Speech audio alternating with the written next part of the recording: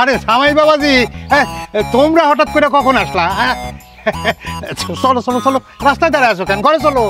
তোমাদের জামাই অভিমান করছে, সে বাড়িতে যাবে না। কি কয় এটা? আসতে না আসতে অভিমান করছে কেন?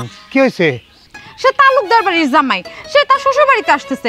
তোমরা একটা প্রাইভেট ভ্যান ব্যবস্থা করতে পারলা না?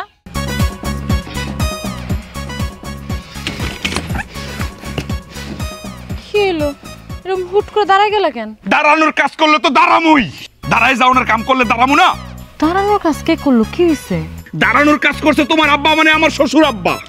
দেখো আব্বা শুনতে পারবো না। আস্তে আস্তে আমি কথা বলতে পারবো না, শোনানোর জন্যই তো বলতেছি। তোমার আব্বা কি কাজ করলো এটা? আমি তার একমাত্র মেয়ের জামাই, আমার মান সম্মান সে রাখছে মানে? ওরে কেমনটা লাগে, আমি এই তালুকদার বংশের একমাত্র জামাই, আসাদ তালুকদারের বড় জামাই। সে কি পারতো না একটা প্রাইভেট ভ্যানে করে আমরা নিয়ে আসতে? সে দিছে? আমার জামাইটা হলো খুবই ঘাড়তেরা। বিয়ার পর থেকে খালি একের পর এক আবদার আবদার আবদার। ওর আবদার মিটাইতে মিটাইতে আমার জীবন শেষ। সেটা পারতো, কিন্তু কোনো কিন্তু টিন্তু নাই।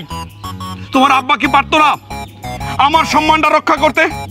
এই বাড়ির কেউ কি আমার সম্মান রক্ষা করছে না চেষ্টা করছে? আস্তে কথা কও, আশেপাশে মানুষ শুনতে পারবো। কোনো আস্তে নাস্তে নাই। আমি কি বাসর ঘরে লুডো খেলতেছি যে কেউ দেখলে কেউ শুনলে মান সম্মান যাইবো? আমি তো জোরে জোরে বলতেছি, আমি তো চাই শুনুক, তালুকদার বংশ সবাই জানুক যে তার একমাত্র জামাই আইছে, দৌড়ে আসুক। তুমি যদি এরকম চিৎকার করে কথা কও তাহলে তোমার মান সম্মান ফেরত আসবো। সেটা নয় ফেরত না পাইলাম সমস্যা নাই, কিন্তু মনের তো একটা বুঝ দিতে পারবো আমি। আরে সামাই বাবাজি, তোমরা হঠাৎ করে কখন আসলা? চলো চলো চলো, রাস্তায় দাঁড়ায় আছো কেন? ঘরে চলো। তোমাদের জামাই অভিমান করছে, সে বাড়িতে যাবে না। কি কয় এটা? আসতে না আসতে অভিমান করছে কেন? কি হয়েছে? সে তালুকদার বাড়ির জামাই, সে তার শ্বশুর বাড়িতে আসতেছে। তোমরা একটা প্রাইভেট ভ্যান ব্যবস্থা করতে পারলা না? আরে প্রাইভেট ভ্যান কেন? আমি মনে করো একেবারে এসি লাগানো প্রাইভেট কার পাঠায় দিতাম আমার জন্য, তোমরা যদি খালি আমার একটু জানায় আসতা। সেই কথা তো আমিও বলছি আব্বা, যে জানায় আসলে না হয় ব্যবস্থা করা যাইতো, না জানায় আসলে আব্বা কেমনে ব্যবস্থা করবে? যাও জামাই বাবাজি, অভিমান বাদ দিয়া চলো ঘরে চলো, বাড়িতে চলো। অসম্ভব আব্বা, ইচ্ছা থাকা সত্ত্বেও এখন আমি বাড়ির ভিতরে যাইতে পারতেছি না।